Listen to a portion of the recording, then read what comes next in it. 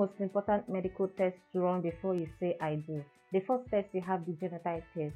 It's really going to be unfair for your unborn child if you're AS and you marry a partner who is AS and you bring them into this world as sick babies who will end up living the rest of their lives moving from one hospital to another. So before you say I do, run some genotype tests. If you're AS and your partner is AS, then you shouldn't even go ahead with the marriage. Because when you start having children, no matter how much love you think you have for this person, when you start having sick children, you will see that love fly out of the window. The second on the list is mental health status. It is very underrated, but this test is very important.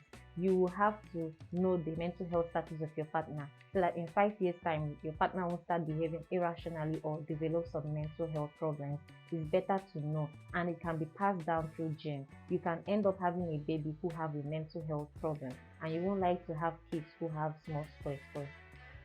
So it is very important and necessary you run this test before marriage. I'm not saying that this test will prevent you from going ahead with the marriage, but it's better to be informed so you can make an informed decision and an informed choice and know that you knew all this and you still went ahead for the marriage and not feel like you were deceived into the marriage.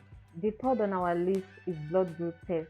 So it's good to know your blood group and that of your husband. If your blood group is O negative and that of your husband is O positive, when you're pregnant and your baby decides to take after the father's blood group having O positive, your body develops antibodies that sees the baby as a foreign body and begins to attack the baby in the womb, and this can lead to miscarriage and subsequent miscarriage of other pregnancies too. The fourth on our list is HIV and STDs. With marriage comes sex, and with sex comes transmission of infections and diseases. Remember, I'm not saying you shouldn't go ahead with the marriage, but it's better to know your partner's status and make an informed decision if this is what you want to go ahead with. So in order to build trust and prevent problems in the marriage, know your husband or your wife's status and know what steps to take next.